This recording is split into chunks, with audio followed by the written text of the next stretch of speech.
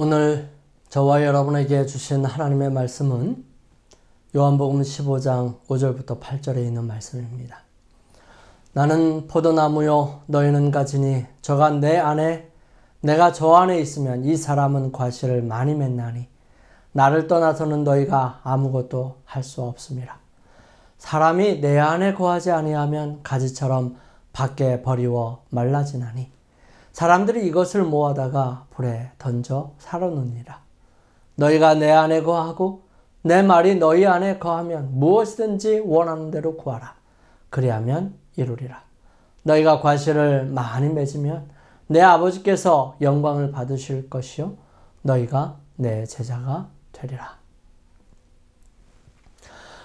늘 주님 안에서 평안을 경험하며 다른 사람들에게 그 평안을 전해주고자 하시는 포트리교회 성도 여러분, 안녕하십니까? 주님께서 여러분의 삶에 좀 더 그리스도 안에서 은혜와 축복을 누리게 하시기를 원하십니다.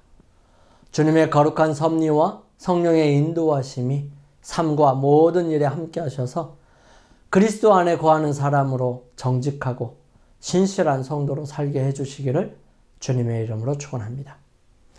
우리는 바른 신앙 세우기를 통해서 주님과 함께 살아가는 믿음으로 말미암는 의를 여러 각도로 조명하고 있습니다. 지난 시간에는 그리스도 안에서 자라남에 대해 함께 살펴보았습니다. 우리가 범사에 자라난다는 것은 늘 언제나 있어야 하는 일임을 말씀을 통해서 확인하면서 그 자라남은 자신이 죽음으로써 시작되고 예수 그리스도께서 죽으심으로 온전히 우리에게 가져다 줄 수 있음을 바라보았습니다. 그리고 예수님 안에 거함으로 모든 일을 할 수 있는 능력과 적극성을 가질 수 있습니다. 진정한 성장과 자라남은 예수 그리스도와 온전한 관계에 달려있지 나의 노력과 애씀에 달린 것이 아님을 살펴보았습니다. 그러므로 진정한 범사의 자라남은 우리가 주님께 나아가 우리의 연약함을 인정하고 능력과 힘을 의지하여 그분 안에서 이루어지는 것임을 살펴보았습니다. 오늘은 15번째 시간으로 그 자라남에 절대적으로 필요한 그리스도 안에 거한다는 것을 좀 더 구체적으로 살펴보기를 원합니다. 그리스도 안에 거함을 온전히 설명할 수는 없겠지만요. 특별히 거한다 하는 의미를 살펴보므로 우리의 신앙에서 보다 능력과 은혜로 이루어질 수 있게 되기를 간절히 소망합니다. 많은 사람들이 그리스도 안에 거한다는 의미를 머리로는 이해하지만 삶으로 경험하지 못하고 살아갑니다. 좀 더 구체적으로 말하자면 그리스도 안에 거하는 사람들도 자신이 그리스도 안에 거하는 것인지 아닌지 분명하게 인식하지 않은 채로 살아가기도 합니다.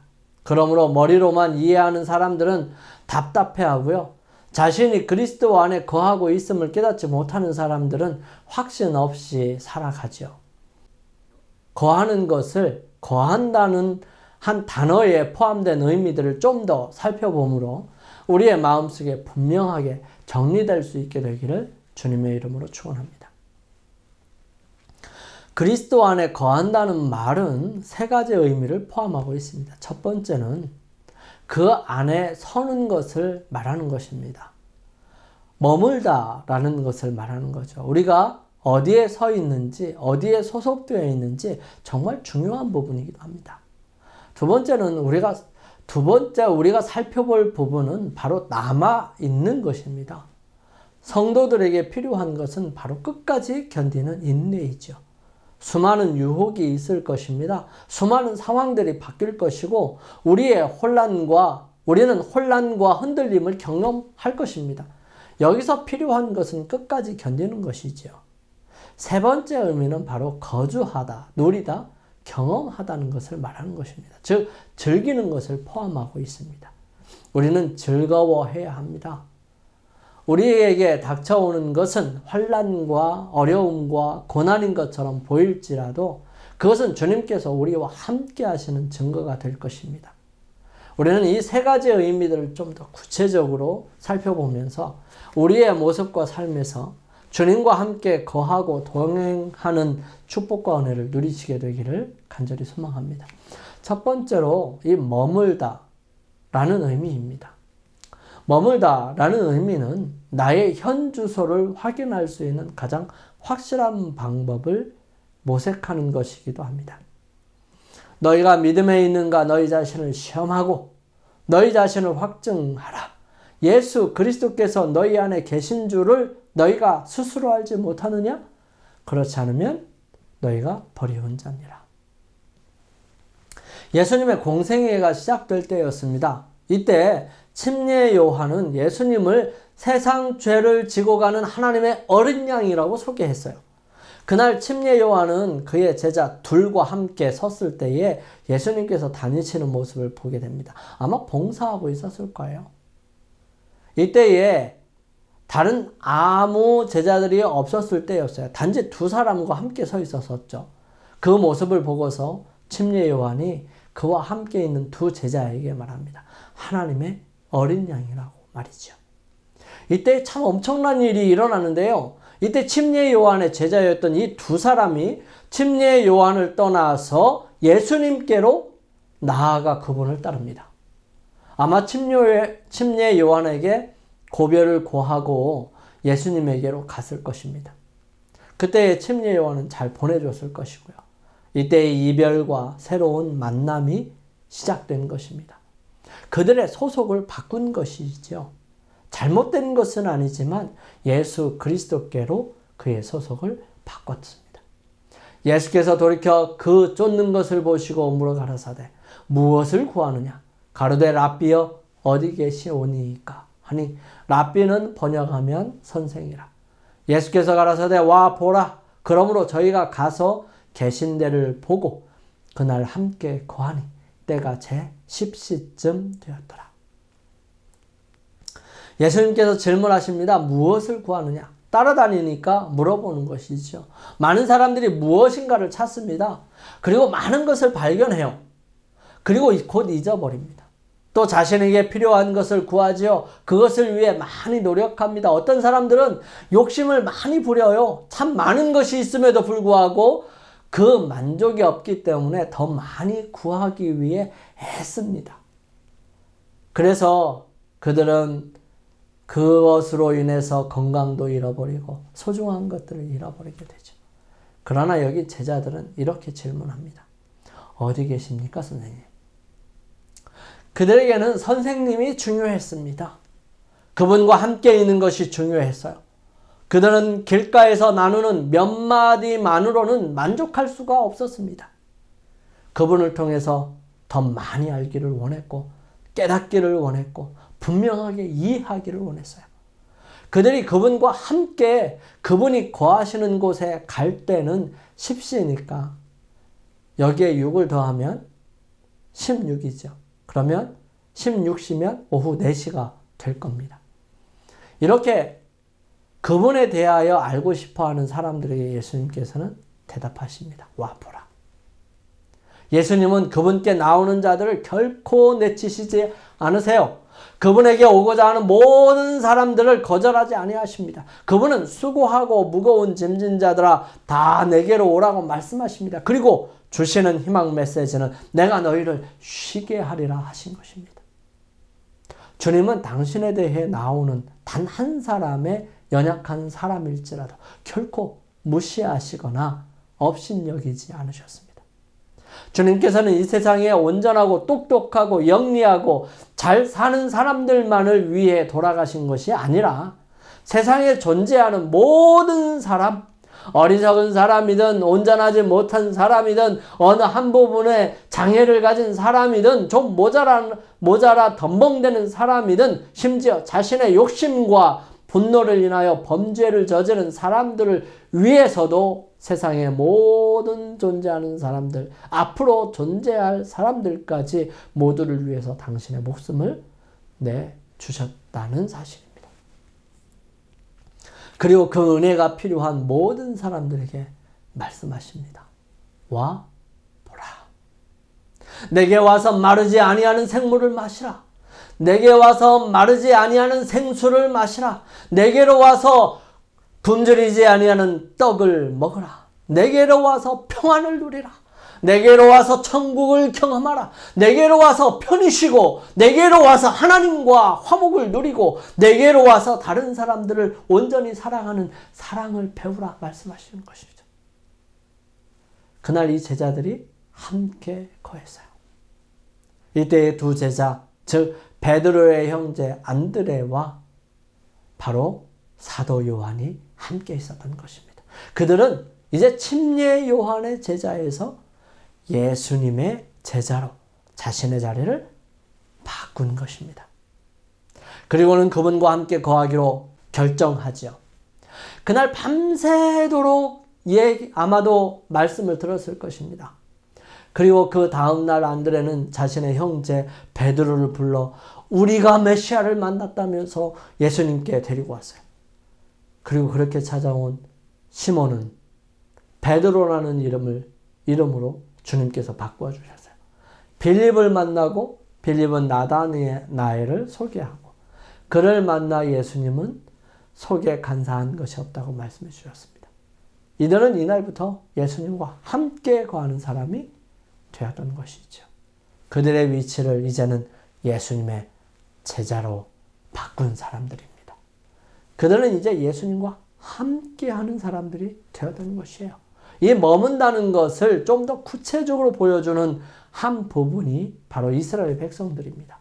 이들을 통해 또 다른 모습의 그리스도 안에 거하는 것을 바라볼 수 있습니다. 신명기를 통해서 모세는 분명하게 말합니다. 내 하나님 여호와께서 이 40년 동안에 너로 광야의 길을 걷게 하신 것을 기억하라. 이는 너를 낮추시며 너를 시험하사 내 마음이 어떠한지 그 명령을 지키는지 아니 지키는지 알려 하심이라. 하나님께서 이스라엘 백성들을 홍해를 통해서 광야로 이끄신 이유는 다른 것이 아니라 오직 하나님만을 바라보며 살아갈 수 있도록 하기 위함이었습니다. 그들의 도움은 오직 하나님께로부터 왔으며 하나님을 바라고 그분의 명령을 순종하며 그들로 자신을 낮추어 오직 하나님만을 마음에 모시고 살아가는 믿음의 백성이 되게 하시기 위함이었습니다. 모세는 말합니다. 내 마음이 어떠한지 알려하려 하심이라고 설명했죠.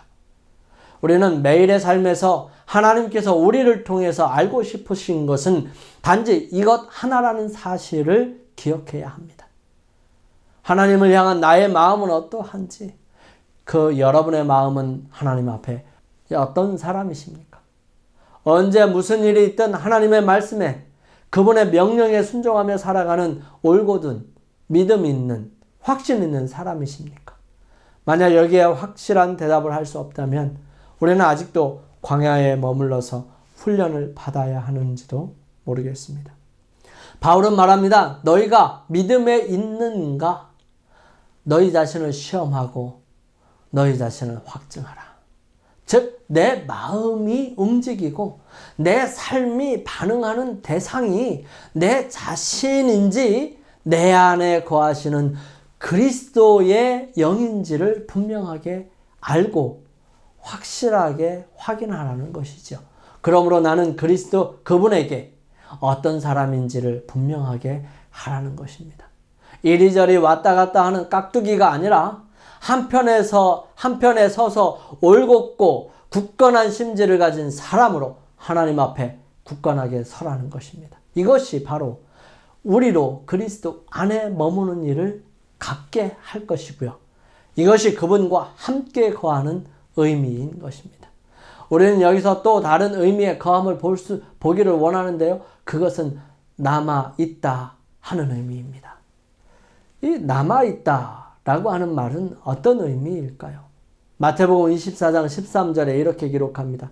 그러나 끝까지 견디는 자는 구원을 얻으리라. 그러나 라는 말이 있다는 것은 그 전에 많은 이야기가 있고 결론적으로 분명하게 확실하게 하는 말이 이것이다 하는 것입니다. 그 결론은 끝까지 견디는 자가 되라는 것이죠. 세상은 혼란스럽습니다.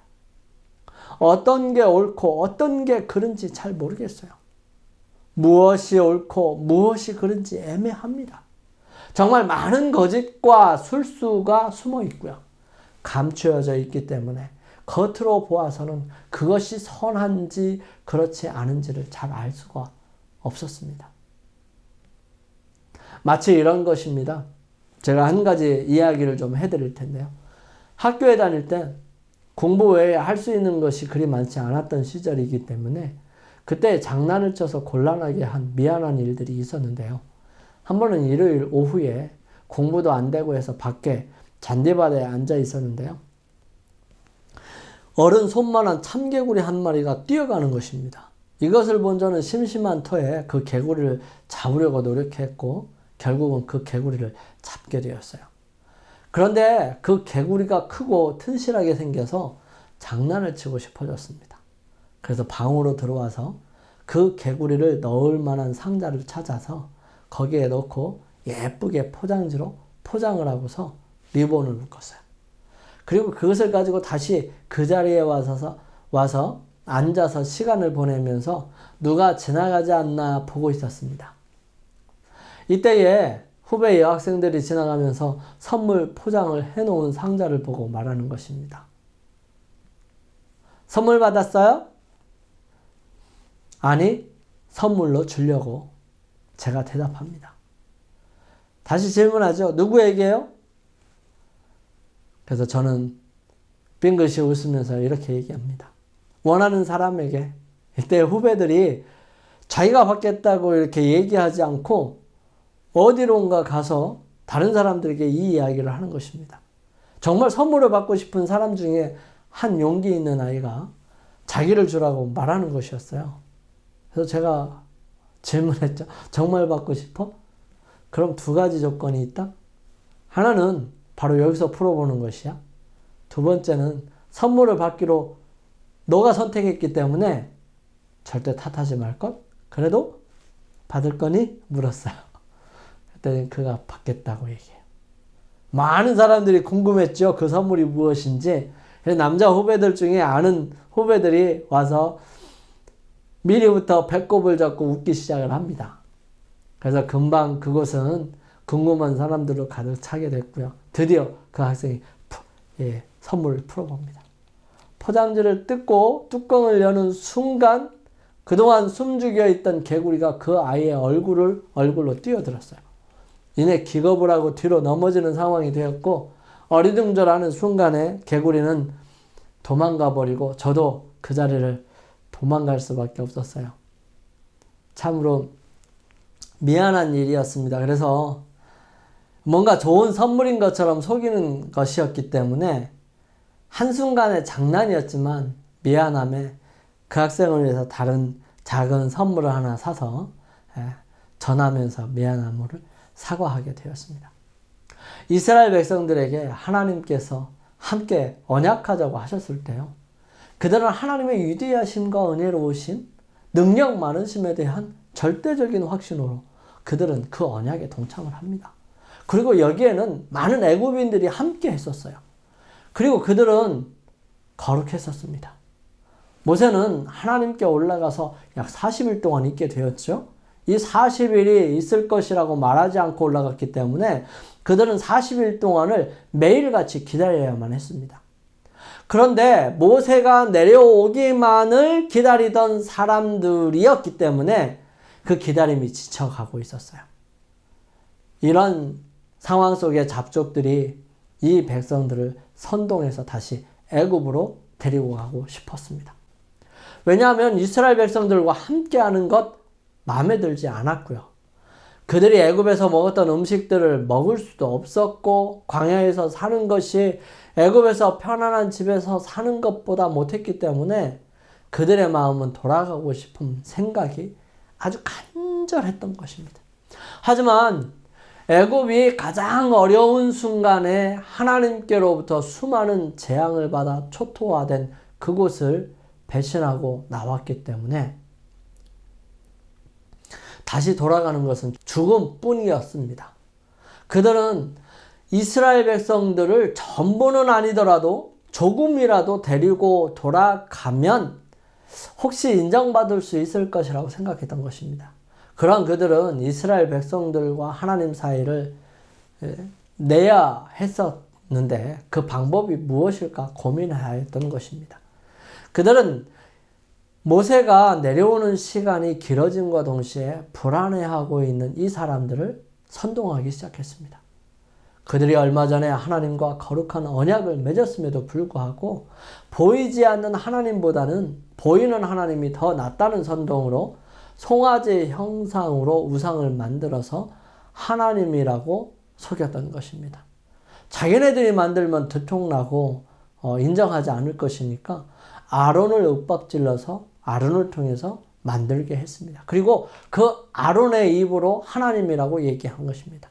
애굽에서 인도하여 낸 신이 여호와 하나님이 아니라 송아지 형상의 그들의 신이라고 하는 그들의 저희를 살짝 바꾸어서 여호와가 바로 송아지처럼 송아지 형상의 우상이라고 말하는 것이었어요.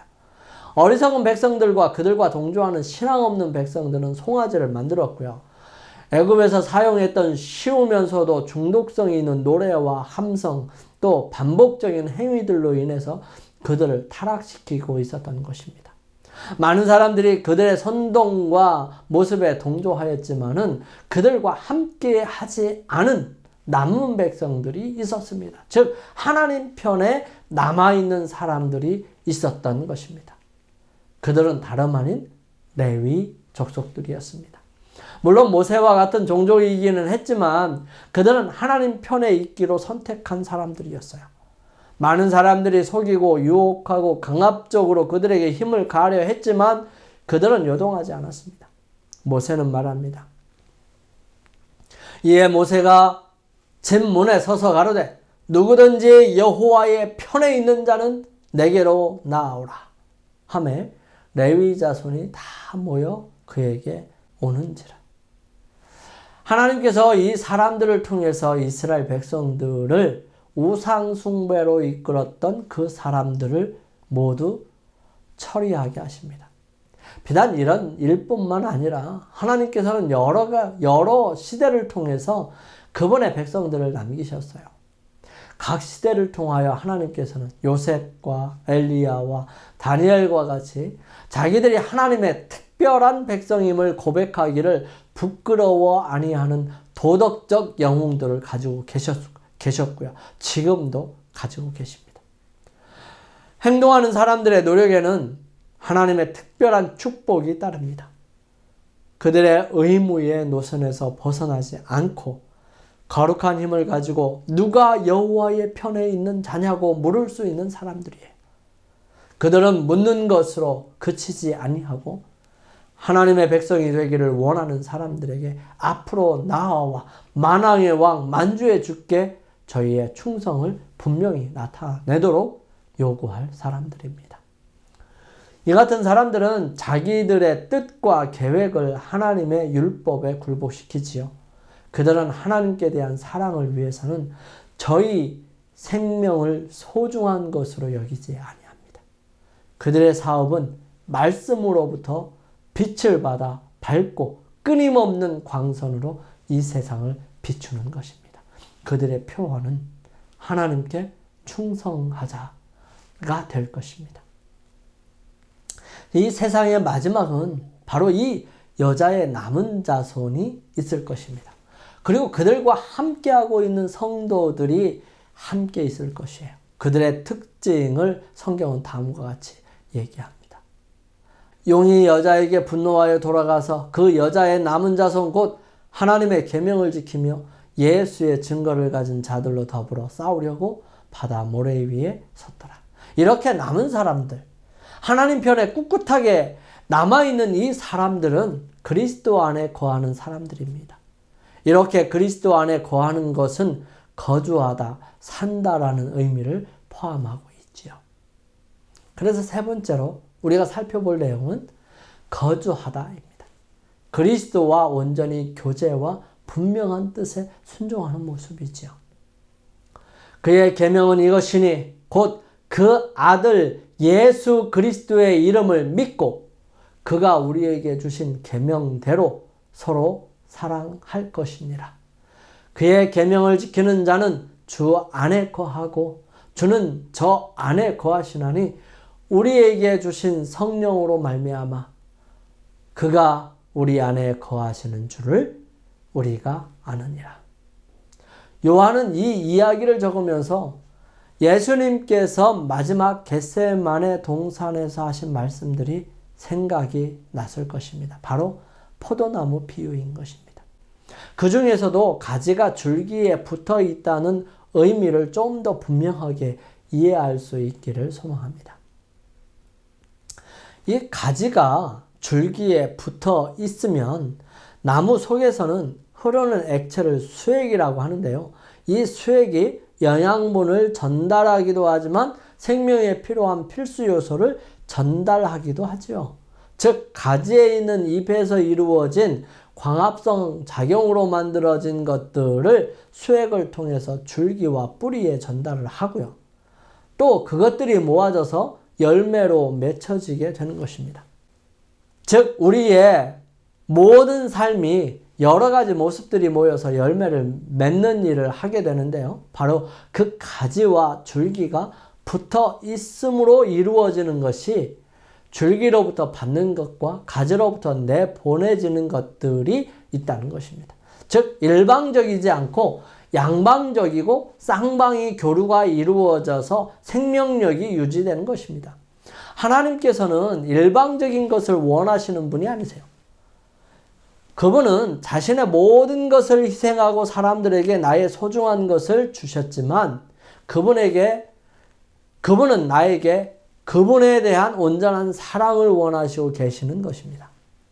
만약에 일방적이었다면 우리의 의지와 의도들 상관없이 그분이 알아서 모든 것을 다 이루시고 우리에게 그렇게 행동하고 말하고 살게 만들어 놓으셨을 것입니다. 하나님께서는 우리에게 죄짓지 않도록 하실 수 있으셨어요. 하지만 그분은 그것을 전적으로 우리 자신의 선택으로 할 수 있도록 우리 자신이 선택할 수 있도록 하셨어요. 그분은 나를 사랑하시는 엄청난 사랑으로 함께 하시지만 우리로 그분을 사랑할지 아니할지를 선택에 맡기셨던 것입니다. 그분이 우리에게 베풀어 주신 사랑은 우리로 하여금 그분을 사랑하지 않을 수 있는 자유를 주시는 사랑이었어요. 우리는 그분의 강요에 의해 사랑하는 것이 아니라 우리 마음에 그분이 좋기 때문에 그분이 너무 소중하기 때문에 그분께 나의 가장 귀중한 사랑을 드리고 마음을 드리고 소중한 분으로 존경을 드리고 온전히 경배를 드리는 것입니다. 우리에게 시련이 닥쳐오고 어려움이 있다고 해서 그분께 대한 사랑이 변하고 멈추게 된다면 그것은 우리에게 무슨 의미가 있을까요? 예수님께서는 겟세마네 동산에서 마지막으로 기도를 드리시기 전에 제자들에게 말씀하십니다. 이것을 너희에게 이름은 너희로 내 안에서 평안을 누리게 하려 함이라. 세상에서는 너희가 환난을 당하나 담대하라. 내가 세상을 이기었노라 하시니라. 그분은 세상을 이기셨다고 분명하게 말씀하십니다. 그리고 그분이 이런 것을 말씀하신 이유는 다름이 아니라 우리로 세상에서 환난을 당할 것이지만 결코 포기하지 말고 담대하게 견뎌라. 왜냐하면 내가 세상을 이겼기 때문이다. 내가 세상을 이기는 법을 안다. 그것을 너희에게 아낌없이 가르쳐 주련다. 그리고 내가 이겼던 것처럼 너희들에게도 이길 수 있는 능력과 힘을 줄 것이다. 만약에 하나님을 믿는 것이 쉽고 좋고 항상 잘되고 정말 사람들이 원하는 부하고 풍족한 삶으로 이끈다면 믿지 않을 사람이 어디 있겠습니까? 믿지요. 다 믿지요. 안 믿을 사람이 하나도 없어요. 그렇지만 그것은 그들이 그러한 풍성함과 안락함 때문에 하나님을 믿는 것인지 아니면 진실로 하나님을 믿는 것인지를 스스로도 잘 모를 것입니다. 그래서 우리의 믿음이 어떠한 믿음인지를 드러내는 일이 필요한 것입니다. 하나님께서 내게 시련을 주신다 할지라도 그분을 따르는 것이 때때로 힘겹고 어려울지라도 나는 그분을 사랑하는 사람이고 그분의 말씀에 순종하는 사람인가 하는 것을 나타내주는 중요한 척도가 될 것이라는 것입니다. 사랑하는 성도 여러분, 우리는 왜 주님 안에 거하고 싶어 할까요? 그분 안에 평안이 있고 행복이 있으니까 그런가요? 하지만 우리가 분명히 알아야 할 것은 그러한 평안이 없고 그러한 행복이 없다 해도 나는 과연 예수님을 나의 정말 소중한 주님으로 나의 사랑과 경배를 드릴 수 있는 존재인지를 확인해 볼 필요가 있지 않을까요? 여러분, 진정한 사랑은 쉽게 얻어지는 것이 아닙니다. 정말 나의 전부를 걸고서 얻는 것입니다. 왜냐하면 그분이 전부를 거셨으므로 그분의 사랑이 진실하다는 사실을 증명하셨으니까 나도 나의 주님께 대한 사랑이 온전한지를 나의 전부를 걸므로 증명할 필요가 있지 않겠어요? 주님 안에 거하는 것은 바로 이런 것입니다. 그분 안에 서는 것이죠. 나의 자리가 어디인지를 분명하게 아는 것입니다. 이것은 시련과 어려움 때문에 변하는 것이 아닙니다. 그분 안에 거하는 것은 어떠한 상황이 진행되고 오래 지속되더라도 끝까지 남아있는 것을 말하는 것입니다. 3년 동안 비가 내리지 않았어도 6번이나 기도를 드렸는데도 아무런 반응이 없었더라도 7번째 다시 기도드리는 믿음과 용기가 있어서 끝까지 남아있는 것입니다. 그분 안에 거하는 것은 바로 그분과 함께 사는 것이고 교제하는 것입니다. 그분의 것이 내 것이 되고 내 것이 그분의 것이 되는 것이지요. 이때 부끄러움이 없는 상태를 말하는 것입니다. 우리의 삶에서 신앙에서 예수 그리스도 안에 머무는 것이 가장 소중하고 귀한 것이 되기를 주님의 이름으로 소망하면서 결심을 드리기 위해 머리를 숙이시겠습니다. 주님, 항상 진리의 자리에 서게 하시고 어떠한 상황이 닥쳐도 진리를 포기하지 않고 남아있으며 그 안에서 즐기며 살아가는 사람이 되기를 원합니다. 그리하여 주님 안에 거하는 사람으로 매일매일 살아가기를 원합니다. 주님께 가오니 이루어 주옵소서. 우리 각자 결심하시면서 개인 기도 하시겠습니다. 거룩하신 저희들의 아버지 하나님, 주님 안에 거한다는 사실은 주님 안에 머무는 것이고 또 주님과 함께 남아있는 것이며 주님과 함께 교제하고 또 주님께서 주시는 모든 것들을 즐기며 살아가는 사람입니다. 내 것이 아니라 주님 것을 즐기는 사람으로 살아가는 것입니다. 사랑의 주님, 그러한 저희들 주님을 온전히 믿고 의지하여 주님 안에 거하기를 원합니다. 그리하여 저희들의 삶이 주님의 진리 가운데 서고 또 어떠한 상황이 있더라도 저희들 주님을 버리지 않으며 주님 앞에 남아있는 사람으로 살 수 있도록 역사하여 주시옵고 또한 주님과 함께 교제함으로 주님의 것을 즐기며 살아가는 저희 모두가 될 수 있기를 원합니다. 오 아버지 하나님, 이루어 주시옵소서. 주님, 저희들에게 재물 얻을 수 있는 힘과 능력을 허락하여 주셨습니다. 그 은혜를 인하여 감사를 드립니다. 주님 또한 저희들 주님께서 주신 재물 중에 열의 하나를 구별하여 드리고 각종 헌금을 드렸사오니 주님 손길 위에 축복하시며 약속된 축복으로 가득 채워주시고 헌금이 쓰여지는 곳곳마다 주님의 능력과 은혜가 함께하여 주셔서 주님의 나라가 확장될 수 있도록 도와주시옵소서.